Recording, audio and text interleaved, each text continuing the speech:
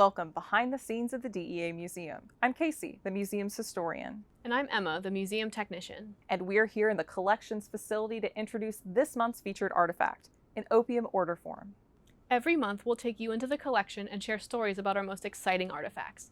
This document spotlights how the U.S. Treasury Department enforced narcotics regulations in the early 20th century. Decades before DEA's founding, Congress passed the Harrison Narcotics Act in 1914, which required narcotics manufacturers, sellers, and distributors to register with the Bureau of Internal Revenue under the U.S. Treasury Department.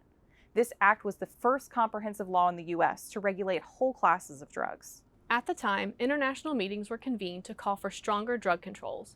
Leaders from China and the United States were especially concerned about the unregulated production, trade, and use of opium, a highly addictive narcotic that comes from poppy plants.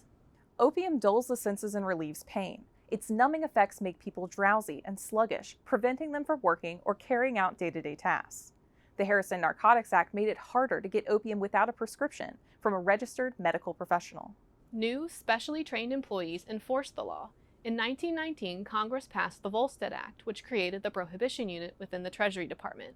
A part of the Prohibition Unit called the Narcotics Division was specifically tasked to enforce the Harrison Act. Narcotics agents ensured doctors registered the drugs they prescribed and used in their practice. Around the time of the Volstead Act, the public's view of addiction changed. Increased non-medical use, as well as racial, ethnic, and class prejudice affected public opinion. What had been a medical condition became deviant or criminal. This shift led to a wave of laws against heroin, marijuana, and cocaine. In 1930, Congress authorized a new federal drug law enforcement agency, the Federal Bureau of Narcotics, or the FBN, to enforce these laws. This agency is a predecessor of DEA.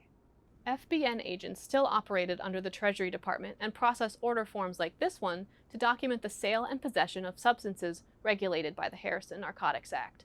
Doctors, pharmacists, and other professionals registered with the government could fill out the form to purchase the drugs they needed for their businesses. Only registered importers, manufacturers, producers, or wholesale dealers could fulfill the order. In this case, a doctor named Leonard Leader ordered tablets from a pharmaceutical company, Hoffman LaRoche Incorporated, in 1932. These documents track the supply and sale of products with opium, coca, and other drugs. They also served as a record for the Internal Revenue Service to tax-related transactions. In the early 20th century, the government relied on taxation and registration to regulate drug use. This process is part of DEA's history.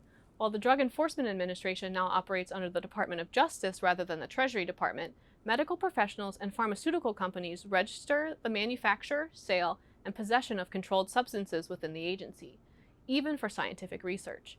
Diversion investigators, a special kind of law enforcement at DEA, oversee this process and investigate the movement of legal drugs into illicit drug markets.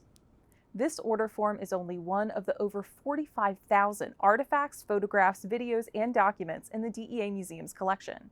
Each illuminates important moments in the history of DEA, federal drug law enforcement, and drug use in American culture.